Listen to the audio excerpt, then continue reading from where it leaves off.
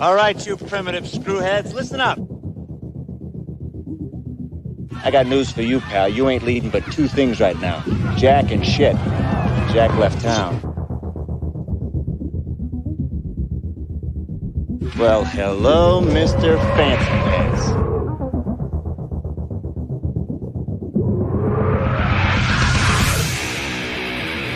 What was that ruckus? What ruckus? I was just in my office and I heard a ruckus. Describe the ruckus, sir. Does this mean we're not friends anymore?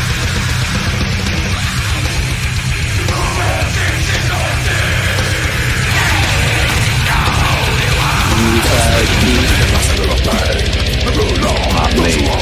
I'm in my prime. Hey, Mike. Ain't it cool?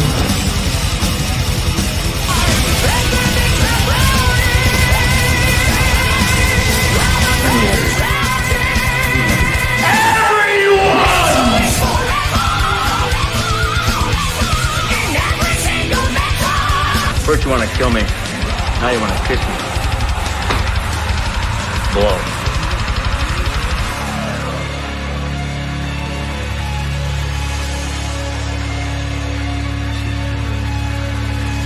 Good. Bad. I'm the guy with the gun.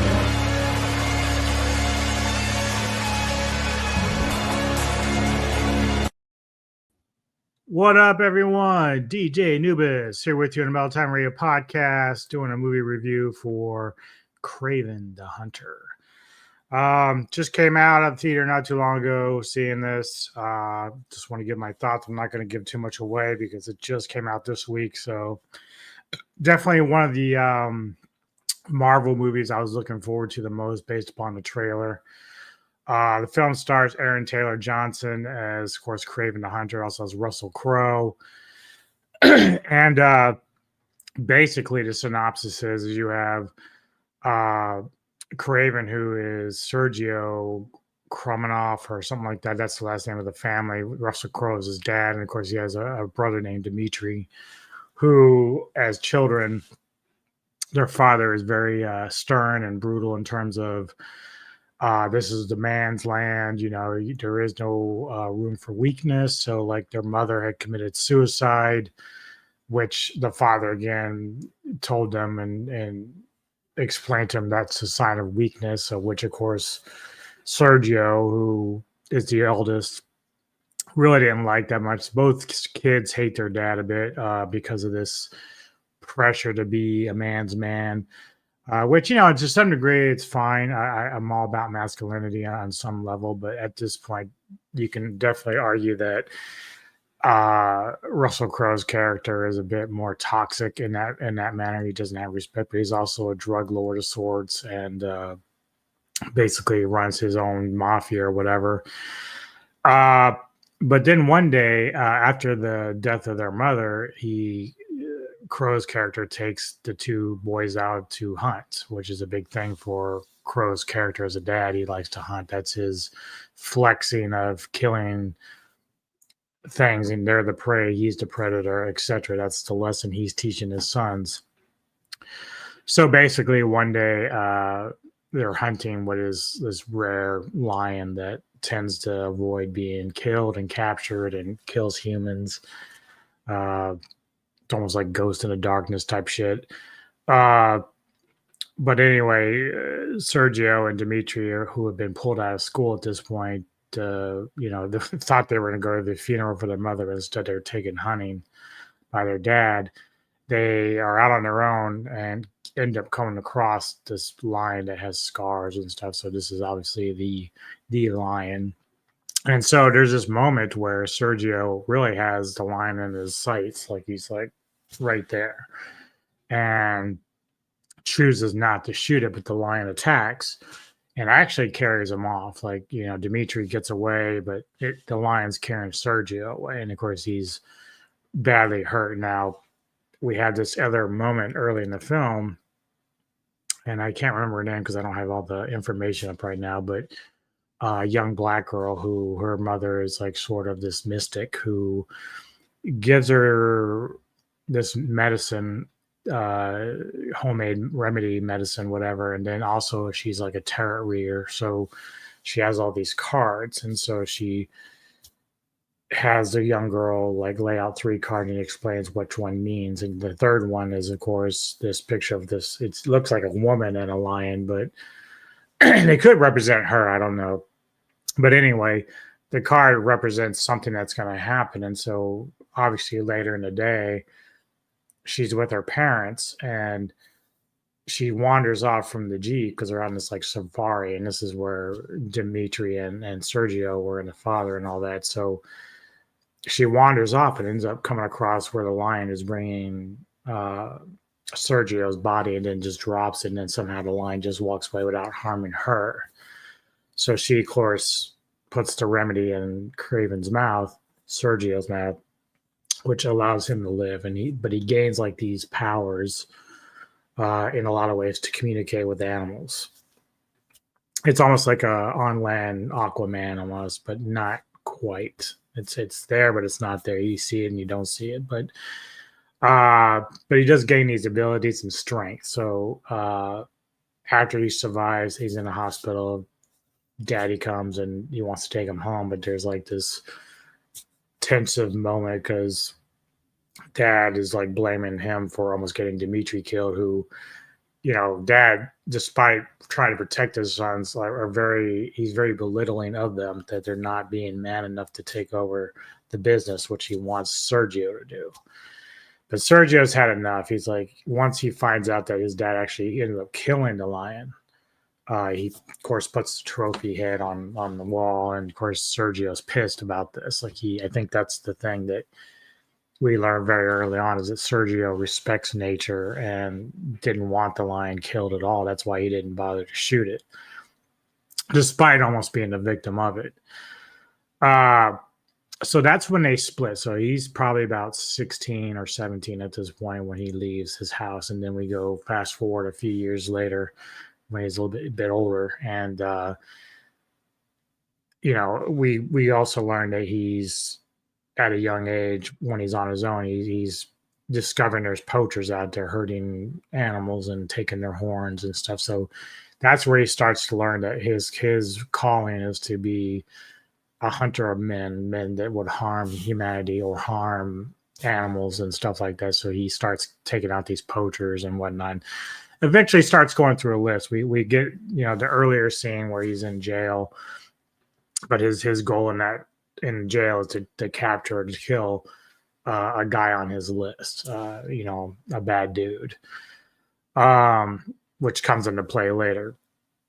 So anyway, the end thing is that he ends up being the one that's taking out bad dudes. Like he's not really a hero, but he's not really a villain either. And so, yeah, that's kind of how the movie plays out all the way to end. He does end up reconnecting with the black girl who's now grown up into a lawyer, to which they will start working together again on a whole different problem. But, you know, people, when I look at the Rotten Tomato scores, I mean, let me pull it up here real quick. It was about 71% the last time I looked. This morning for the audience. So it's 71% for the audience right now, and only 15% for the critics. The critics have not really liked this, and I know there's a lot of people that are in the YouTube content creation sphere that are not very happy. But I know Moist Critical saw it recently; he didn't like it at all. I'm torn because here's the thing. Like for me, is that I don't know much about the character of Kraven at all. I was never a big comic book nerd. I knew Spider-Man, of course. I know Spider-Man has ties to Kraven as far as like a villain or arch enemy.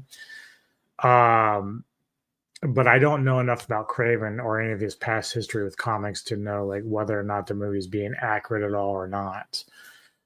Maybe that's a blessing for me because I don't have to worry about that, you know, comparison. Like when I think about like people who complained about Harry Potter, who were big into the books, you know, and the changes that were made in the movies, they're like, the books are better.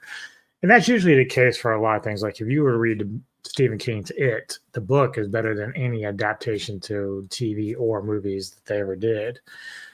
So I get that argument. But for somebody like myself who never knew anything about Kraven at all, uh, I went into this movie blind, but it's R rated, so it has like that the violence is there, and I saw the trailer and I thought, oh, this looks good. Like I like this kind of character, and that's the thing. Like this character is somebody I can gravitate towards because I do like animals. I do like the concept behind Kraven, what he's there for, and what he's doing. There were some comparisons in some reviews that this is sort of like the Marvel John Wick, which in some ways I can see because it's very straightforward. It doesn't deviate, doesn't get tricky with anything. There is a little bit of a twist ending at the end, but you probably can pretty much figure it out anyway.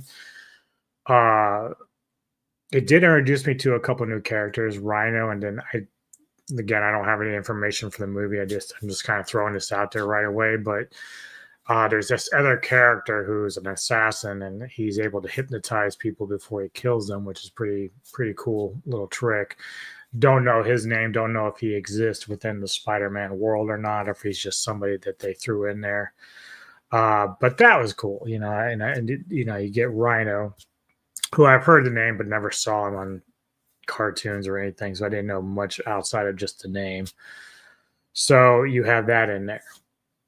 And people are complaining, well, Spider-Man's not even in this film, which to me, this was supposed to be like an origin story for Kraven, which it still kind of is. Now it does suffer from not a very good script. Like it's not horrible, but it could have been a hell of a lot stronger. There's some issues I have with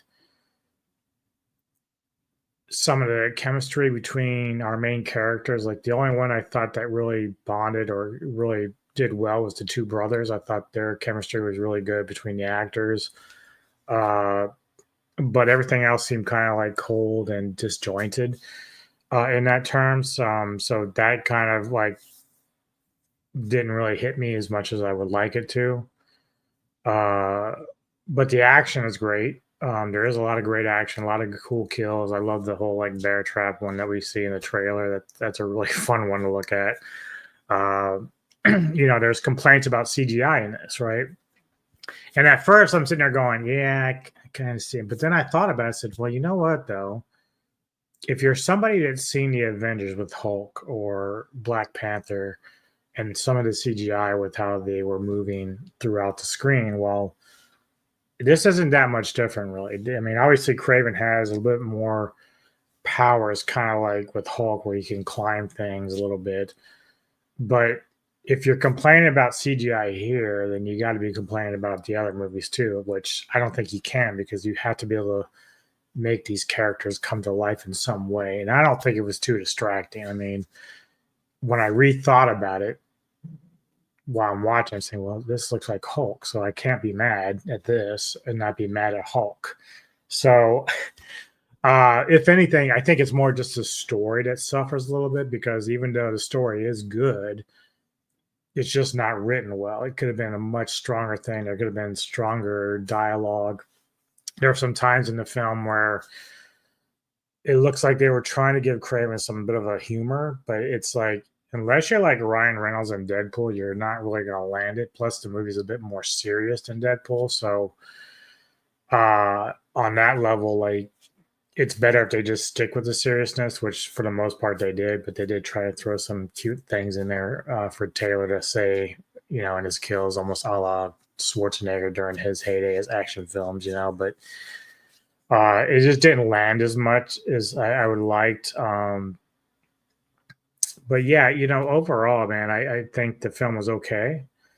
I would probably rate it 8 out of 10, to be honest. It's decent. I thought maybe this might be one to make my top 10 list.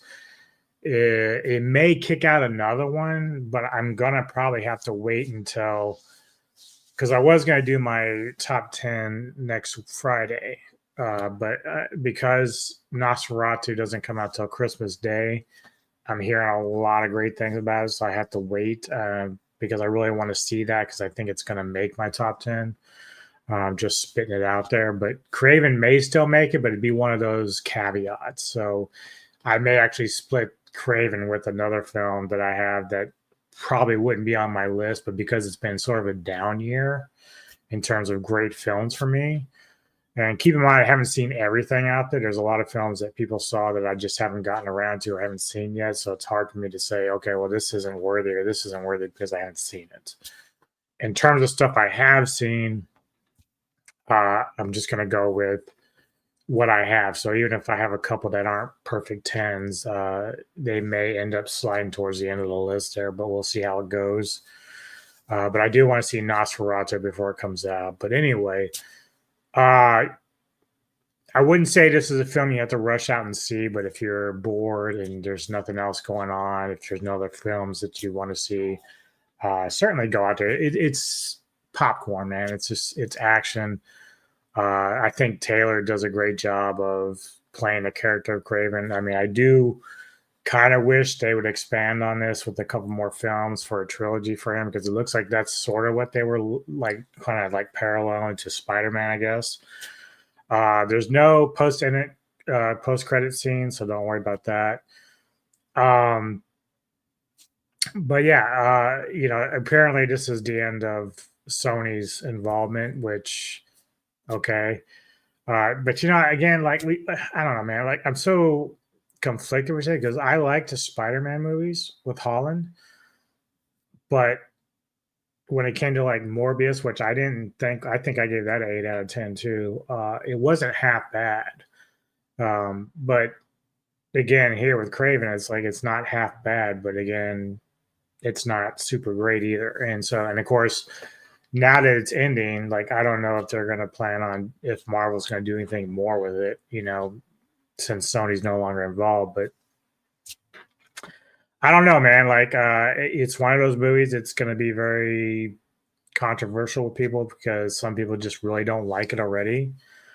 And the critics clearly hate it, but I don't always agree with critics on a lot of films anyway.